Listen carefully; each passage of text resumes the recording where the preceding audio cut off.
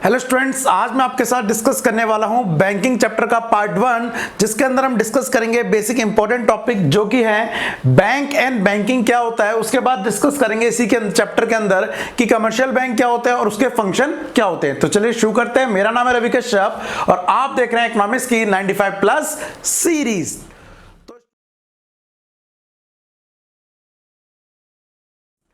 तो स्टूडेंट, जैसा कि मैंने आपको बताया, आज का जो हमारा टॉपिक है वो है बैंक और बैंकिंग क्या होता है और कमर्शियल बैंक क्या होता है। ये हमारा पार्ट 1 है और फर्दर क्रेडिट क्रिएशन क्या होता है, सेंट्रल बैंक क्या होता है, उसके फंक्शन क्या होते हैं, वो आने वाले पार्ट में मैं आपको डिटेल में डिस्कस करूंगा। बाद बाकी मनी तक मैंने अभी सारे चैप्टर आपको पढ़ा दिए हैं, जिसकी प्लेलिस्ट आपको ऑलरेडी वीडियो के एंड में मिल जाएगी या डिस्क्रिप्शन में भी आप चेक कर सकते हैं। चलिए आज का टॉपिक डिस्कस करते हैं। देखिए, आज के टॉपिक को फर्दर आगे कंटिन्यू करने से पहले अगर मैं आपसे पूछूं कि बैंक और बैंकिंग में क्या डिफरेंस है, तो आप क्या बताएंगे? क्या दोनों सेम है या अलग है? देखिए, सिंपल सी मैं आपको बताता हूं। सबसे पहले बात करते हैं बैंक और बैंकिंग में सिंपल से डिफरेंस की।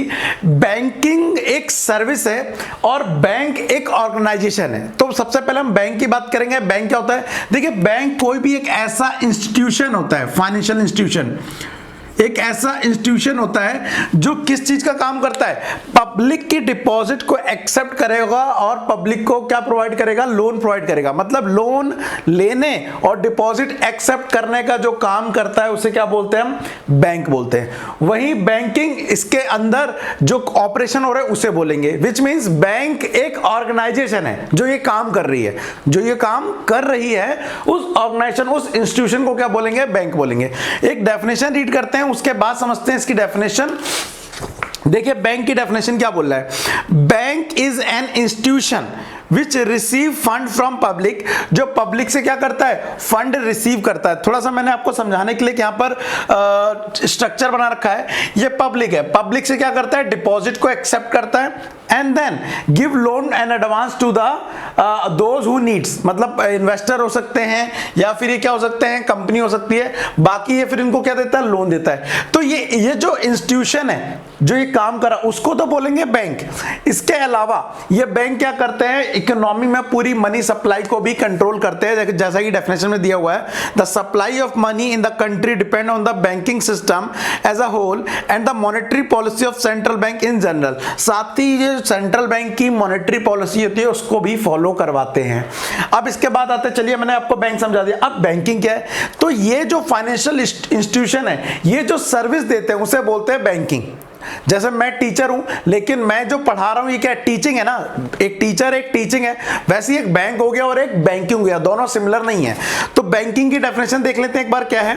Banking implies accepting deposit of money from the public for the purpose of lending और investment which is repayable on demand and can be withdraw by the mean of check.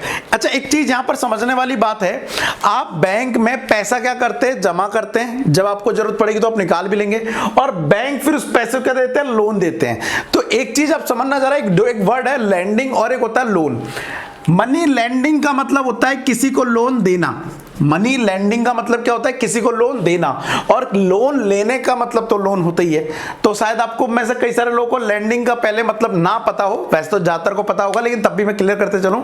Money landing का मतलब होता है loan देना। तो अगर आपने अपने फ्रेंड को पैसे दे रखे तो आपने मनी लोन नहीं दिया, आपने मनी लैंड की है और आप उसने लोन लिया आपसे। ठीक है, तो ये तो हो गई किसकी डेफिनेशन? मनी के अंदर, सॉरी, टॉपिक बैंक के अंदर एक बैंक की और एक बैंकिंग की।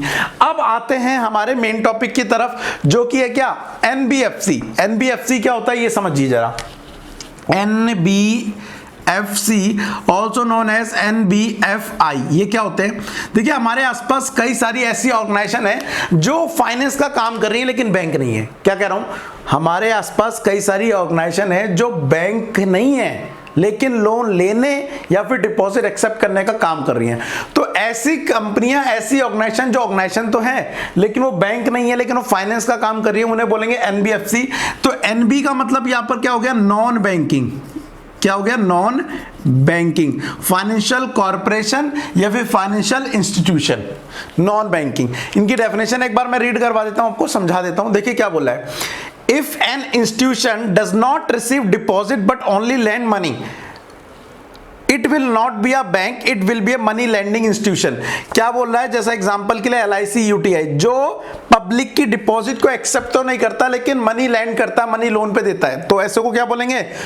NBFC, जिसके अंदर ये आ गए मनी लैंडिंग इंस्टीट्यूशन। कुछ ऐसे भी होते हैं जो लोन लेते हैं, फॉर एग्जाम्पल, मतलब लोन लेने का मतलब है डिपॉजिट को एक्सेप्ट करते हैं लेकिन लोन नहीं देते। जैसे if an institution only accept deposits but does not perform lending, मतलब लोन नहीं देता, it will not be a bank, it will be a money accepting institution like post office. आपको पता है पोस्ट ऑफिस में भी पैसे जमा होते हैं, तो वो पूरी तरह से बैंक नहीं है क्योंकि डिपॉजिट एक्सेप्ट कर रहा है लेकिन पब्लिक को लोन नहीं देता। तो हमारे आसपास कुछ तो बैंक हैं लेकिन इसके अलावा जो काम कर रहे हैं वो क्या है? NBFC, आपने सुना होगा मुथूट फाइनेंस, है ना, बजाज फाइनेंस, फिनसर्व, ये क्या है? ये NBFC हैं जो फाइनेंस इंस्टीट्यूशन का काम तो करती हैं लेकिन ये वो ऑर्गेनाइजेशन है जो बैंक नहीं है। ठीक है, अब इसके बाद हमारे आते हैं नेक्स्ट टॉपिक पे, वो है कमर्शियल बैंक। कमर्शियल को हिंदी में कहते हैं वाणिज्यिक बैंक। ये क्या होते हैं? डेफिनेशन समझाने से पहले मैं आपको बता दूं, ये बैंक और कमर्शियल बैंक नॉर्मली एक ही तरह के होते हैं। जितने भी आसपास आपको बैंक दिखेंगे, चाहे वो PNB हो, स्टेट बैंक हो, ICI हो, SDFC हो, सारे काम क्या कर रहे हैं? बिजनेस के लिए काम कर रहे हैं। मींस ये क्या करते हैं? पैसा लेकर लोन पे चढ़ाते हैं और बिजनेस को उधार देते हैं, उससे अपनी इनकम कमाते हैं, मतलब प्रॉफिट करते हैं। तो ये सभी बैंकों को क्या बोलेंगे? कमर्शियल कहेंगे। क्यों? क्योंकि ये बिजनेस कर रहे हैं। डेफिनेशन देख लेते हैं क्या है। Commercial bank are the financial institution that accept deposit from the public and lend out this money to consumer and investor with an objective of earn profit। अब इसको एग्जांपल के थ्रू साथ आपको ना पता हो मैं बताना चाहूंगा। देखो जरा यहाँ पे स्ट्रक्चर में, ये पब्लिक है, आप और मैं जैसे लोग, ये क्या करते हैं? यहां से पब्लिक से डिपॉजिट लेते हैं। कौन? बैंक। अपने पास पैसा जमा करते हैं और फिर उस पैसे को लोन पे देते हैं। किसको? कंपनीज को या इन्वेस्टर को, कंपनी और इन्वेस्टर को। अब समझने वाली बात क्या है यहां पर? ये यहां पर बेटा इसको जब डिपॉजिट होता है उसको जो इंटरेस्ट देते हैं वो होता है 3%, और ये जब इनको लोन देते हैं तो ये देते हैं 10% या उससे ज्यादा। ठीक है, तो आप नोटिस कर रहे हैं 10% का इनसे ब्याज लिया और इन्होंने 3% ब्याज पब्लिक को दिया जिससे पैसे लिए थे। 7% 6% का मोटा मोटा पैसा कमा रहे। ये इन बैंकों का क्या होता है? प्रॉफिट होता है। तो कमर्शियल बैंक इसलिए कहलाते हैं क्योंकि ये प्रॉफिट भी अर्न करते हैं। अब इसी के साथ नीचे आपको एक चीज और मैं समझा दूं। एक होता है यहां पर बेटा बोरिंग रेट और एक होता है लैंडिंग रेट। जिस रेट पर बैंक ने पब्लिक से पैसा लिया है, जिस रेट पर बैंक ने पब्लिक से पैसा लिया है, क्योंकि उधार लिया एक तरह से, बैंक को बाद में चुकाना है, तो उसको बोलते हैं बोरिंग रेट, जो कि लगभग 3-4% होता है। अभी तो ये 2.75% चल रहा है। एंड इसके अलावा जिस रेट पर ये क्या करते हैं? कंपनी और इन्वेस्टर को लोन देते हैं, उसे बोलते हैं लैंडिंग रेट, क्योंकि इन्होंने उधार दिया है। तो आप एग्जाम्पल समझिए, अगर आपने 1000 रुपए बैंक को दिए तो बैंक साल के एंड में आपको कितना परसेंट ब्याज देगा? 3% ब्याज देगा, विच मीन्स 30 रुपए देगा। और यही 1000 रुपए बैंक ने किसी और को उधार दी, उससे ब्याज कितना लेगा? 10% लेगा, विच मीन्स वो 100 रुपए लेगा।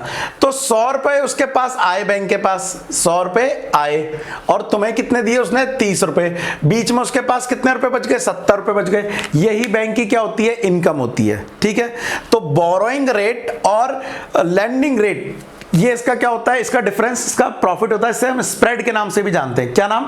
स्प्रेड के नाम से भी जानते हैं। तो आपको ये पता पड़ गया बोरिंग रेट क्या होता है, जिस पर बैंक लोन ले रहे हैं, और लैंडिंग रेट जिस पर लोन दे रहे हैं। ठीक है, डेफिनेशन आप ऑलरेडी बुक से देख लेना, ये वाली ये बेसिक्स ही हैं, बोरिंग रेट और लैंडिंग रेट। इसके बाद अब आता है फंक्शन की, किस जो हमारा कमर्शियल बैंक होता है वो कौन से फंक्शन करता है, ये आपको पता होना चाहिए। तो मैंने आपकी थोड़ी समझने के लिए, थोड़ी कंफर्टेबल होने के लिए आपको यहां पर लिख दिए हैं कि फंक्शन क्या होते हैं। इसके दो मेन फंक्शन होते हैं। पहला accepting deposit from public, and दूसरा फंक्शन होता है providing loan to the public. Accepting deposit from the public and providing loan to the public. अब इसका मीनिंग समझिए जरा यहां पे ध्यान से। डिपॉजिट 4 तरह की होती है, लोन भी 4 तरह के होते हैं, वैसे और भी हो सकते हैं, लेकिन डिपॉजिट 4 तरह की होती है। अब मैं अगर आपसे पूछूं, आपका अगर बैंक अकाउंट है या आपके पेरेंट्स का बैंक अकाउंट है तो कौन सा है? देखो आपको मैं बता दूं, जनरली बैंक में जो अकाउंट खुलते हैं वैसे तो 2 तरह के होते हैं, लेकिन और भी हो सकते हैं। हम जो नॉर्मली खोलते हैं वो होता है सेविंग अकाउंट। सेविंग अकाउंट क्यों? क्योंकि हमें जब पैसे की जरूरत, हमारे पास एक्स्ट्रा होता है, हम क्या कर देते हैं? वहाँ पे जमा कर देते जाके, और जब हमें जरूरत होती है तो हम निकाल लेते हैं। ये एक इंडिविजुअल का, आपका, मेरा खुलता है। लेकिन अगर कोई बिजनेसमैन है तो वो अपना अकाउंट खुलाता है तो उनका सेविंग अकाउंट नहीं खुलता, बिजनेसेस का क्या खुलता है? करेंट अकाउंट खुलता है। फॉर एग्जांपल के लिए जैसे कि मैं हूं रवि सर, तो रवि सर का जो अकाउंट खुलेगा वो तो सेम अकाउंट खुलेगा, लेकिन मान लीजिए IAT क्लासेस एक बिजनेस है और इसका अकाउंट मुझे खोलना है, तो इसका अकाउंट सेविंग अकाउंट नहीं होगा, इसका अकाउंट क्या होगा, करंट अकाउंट का होगा, याद रखना, ठीक है। तो डिपॉजिट क्या होता है, जो करंट अकाउंट वाले डिपॉजिट करते हैं, बिजनेसेस डिपॉजिट करते हैं, बिजनेस बैंक के पास अपना पैसा रखते हैं, उसे हम बोलते हैं डिमांड डिपॉजिट। करंट अकाउंट खोलने की अच्छी बात पता है क्या है, बिजनेस अकाउंट कितना ही विड्रॉ कर लो, कितने मतलब आप एक मंथ में कितने बार पैसा निकाल रहे हैं डाल रहे हैं, इस पर कोई लिमिट नहीं होती। बैंक से कितनी बार पैसा निकाल रहे हैं, कितनी बार डाल रहे हैं, इस पर कोई लिमिट नहीं होती। लेकिन दूसरे होते हैं सेविंग डिपॉजिट, आप और मैं जो डिपॉजिट करते हैं, इसको मंथ में निकालने की एक लिमिट होती है। मंथ में 3 बार या 4 बार या 5 बार, ये बैंक टू बैंक वेरी करता है, बट इस पैसे को अनलिमिटेड टाइम बार नहीं निकाला सकता। हाँ, आपका पैसा आप निकाल सकते हैं, लेकिन निकालने पर रिस्ट्रिक्शन है कि कितने बार निकाल सकते हो, कितनी टाइम्स निकाल सकते हो। तो यहां पर लिमिट है। डिमांड डिपॉजिट आपको पता पड़ गया, करंट अकाउंट वाले जो जमा करते हैं उसे डिमांड डिपॉजिट बोलते हैं। सेविंग डिपॉजिट क्या हो गया, सेविंग अकाउंट वाले सेविंग डिपॉजिट करते हैं, इस पे इंटरेस्ट नहीं मिलता है। देखो मैंने यहाँ पे 3% लिखा था, करंट अकाउंट पे इंटरेस्ट नहीं मिलता। सेविंग, ये जो मैंने एग्जांपल लिखा 3%, ये किसका लिखा है, ये सेविंग डिपॉजिट का ही लिखा है। अब एक इंपॉर्टेंट चीज आ गई डिपॉजिट के बाद, इंपॉर्टेंट इसी में क्या, फिक्स्ड डिपॉजिट। देखो बेटा, अगर आपको लगता है कि आपके पेरेंट्स के पास या आपके पास कुछ पैसे एक्स्ट्रा पड़े हैं और आपको लगता है नियर फ्यूचर 6 महीने, 1 साल, 2 साल तक आपको उस पैसे की जरूरत नहीं है, तो आप जाकर बैंक को बोल सकते हैं जी बैंक जी ये 2 लाख रुपए है हमारे, रख लीजिए और इसको हम 2 साल बाद ही निकालेंगे, इसको हम 2 साल बाद ही निकालेंगे, क्या हमें कुछ एक्स्ट्रा फायदा हो सकता है इस 3% के अलावा। तो बैंक कहता है जी आपको हम इस पर ब्याज देंगे 6% का। एक एग्जांपल ले रहा हूं, 6% का। अगर आप 2 साल तक नहीं निकालेंगे, आप 6 महीने तक नहीं निकालेंगे या 1 साल तक नहीं निकालेंगे, तो जितना टाइम ड्यूरेशन होगा उस हिसाब से क्या करते हैं वो आपको इंटरेस्ट देंगे, ठीक है। तो ऐसी डिपॉजिट जो एक फिक्स टाइम बाद निकालनी है, ऐसी डिपॉजिट जो एक फिक्स टाइम बाद निकालनी है उसे बोलते हैं फिक्स डिपॉजिट। और जनरली इस चीज पे इंटरेस्ट भी कितना होता है, ज्यादा होता है। इस पे 3% था, इस पे 6% का होगा, याद रखना, ठीक है। तो आप फिक्स डिपॉजिट भी करवा सकते हैं अगर आपको अकल हो तो, आपको मतलब समझ आया हो तो। देन उसके बाद रिकरिंग डिपॉजिट। अब आपके पास, आप ये कहना चाहते हैं ना तो मैं सेविंग डिपॉजिट करना हूं ना मैं फिक्स डिपॉजिट, मेरे हर मंथ सैलरी आती है जी, मैं चाहता हूं हर मंथ 100 रुपए जमा करूं या हर मंथ 500, 1000 रुपए जमा करूं, तो बैंक इस पर भी आपको नॉमिनल सेविंग से तो ज्यादा इंटरेस्ट दे देगा रिकरिंग डिपॉजिट पे। इसमें आपको क्या होता है, हर मंथली मान लो 1000 रुपए आप जमा कर रहे हैं बैंक में, पहले मंथ की सैलरी आई 1000 रुपए जमा, दूसरे मंथ की आई 1000 रुपए जमा, आपकी मतलब अकाउंट से 1000 रुपए कटते जाएंगे और वो किस में बन जाएंगे, रिकरिंग डिपॉजिट, आरडी बोलते हैं इसको, इसको बोलते हैं एफडी और उसको क्या बोलते हैं आरडी। तो आरडी में हर महीने क्या होंगे, पैसे जमा होते रहेंगे और उस पर इंटरेस्ट क्या मिलेगा, ज्यादा मिलेगा थोड़ा सा as compare to saving deposit. तो ये खत्म हुए सेविंग डिपॉजिट या फिक्स डिपॉजिट या करंट डिपॉजिट क्या होता है। अब इसी के बाद बैंक एक और फंक्शन इंपॉर्टेंट करता है, वो है प्रोवाइडिंग लोन। अब लोन भी ये 3-4 तरीके से देता है। सबसे पहली फैसिलिटी है वो है ओवरड्राफ्ट की। अब ये क्या होता है, मान लेते हैं बेटा IIT क्लासेस का एक अकाउंट है, किसका, IIT क्लासेस का एक अकाउंट है, तो इस अकाउंट में कौन सा खुलेगा, ये बताओ, सेविंग अकाउंट खुलेगा या करंट अकाउंट खुलेगा, इसका खुलेगा बेटा करंट अकाउंट, करेक्ट। अब करंट अकाउंट खुलेगा तो मान लीजिए मेरे अकाउंट में बैलेंस पड़ा हुआ है, मेरे मतलब IIT क्लासेस के अकाउंट में बैलेंस पड़ा हुआ है 20,000 रुपए, लेकिन IIT क्लासेस को अभी 50,000 रुपए की जरूरत है, तो बैंक ये फैसिलिटी देते हैं कौन से वाले अकाउंट को, करंट अकाउंट को, कि आप एक कुछ लिमिट तक माइनस में भी विड्रॉ कर सकते हैं। जैसे कई बार हमारा पहले बैंक फोन का बैलेंस माइनस में नहीं चला जाता था, वैसे ही तो बैंक कुछ लिमिट तक आपको अलाउ करते हैं कि आप क्या कर सकते हैं, लोन ले सकते हैं और माइनस में विड्रॉ कर सकते हैं। तो ऐसी फैसिलिटी को बोलते हैं ओवरड्राफ्ट की फैसिलिटी। ये किसको मिलती है, करंट अकाउंट वालों को मिलती है, सेविंग वालों को नहीं मिलती, आपको मेरे को नहीं मिलेगी। उसके बाद कैश क्रेडिट, ऐसा भी हो सकता है आपको हर महीने कुछ पैसे की जरूरत हो और बैंक से लोन ले रहे हैं, तो बैंक आपका पर्सनल एक अकाउंट खोल देगा और आप हर महीने वहां से विड्रॉ कर सकेंगे, तो उसे बोलेंगे कैश क्रेडिट, ऐसा भी हो सकता है एक तरह का।